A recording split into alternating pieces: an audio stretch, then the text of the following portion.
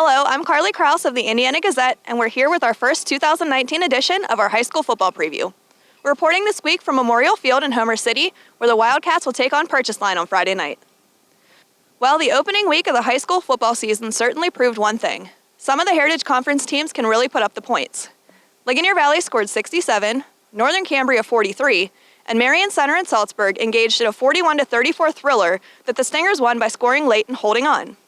Then there's Blairsville and Penns Manor, which didn't put up a lot of points until the final 3 minutes when the last of 3 quick touchdowns went to the Comets in the closing seconds. Purchase Line and West Shamokin got in the act too, with the Red Dragons outlasting the Wolves for a 26-20 victory. That leaves Homer Center and United, which are looking for their first points this week. So here's what's on tap for Friday night.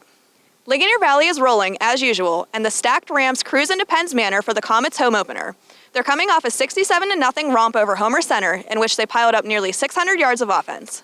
The Comets went into Blairsville last week and stole one in the final seconds, 16-14. Purchase Line rides its momentum into Homer Center, with 10 seniors who will end their careers later this year sporting 3 or 4 letters apiece.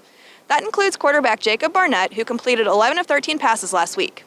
The Wildcats completed their first pass, and then no more in their loss to Ligonier Valley. Salzburg plays its home opener against Northern Cambria in perhaps the most intriguing matchup of the weekend. Salzburg narrowly lost to Marion Center last week, and Josh Gibbons proved once again that he can put his team on his back with nearly 300 total yards. Northern Cambria, with a slew of new starters, rolled over undermanned United, which began the season with only 17 players. The rivalry is on at West Shamokin, where the Wolves welcome that up-and-coming Marion Center squad. West Shamokin hurt itself with 5 turnovers last week at Purchase Line, and the Stingers didn't help themselves by struggling to complete a pass. United is trudging on despite losing most of the team that played in last year's district championship game. The Lions play their home opener against Blairsville, which is smarting from that last-second loss to Penns Manor. In the WPIAL, Indiana got off to a rocky start at Armstrong last week and stays on the road this week at West Mifflin. West Mifflin didn't fare much better, losing to powerful Mars 28-6. Indiana returns home next week to play its home opener against Ringgold.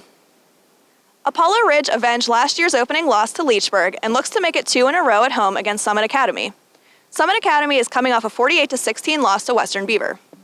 That's it for this week. Check out all the stories Saturday online at indianagazette.com and in print in the Indiana Gazette.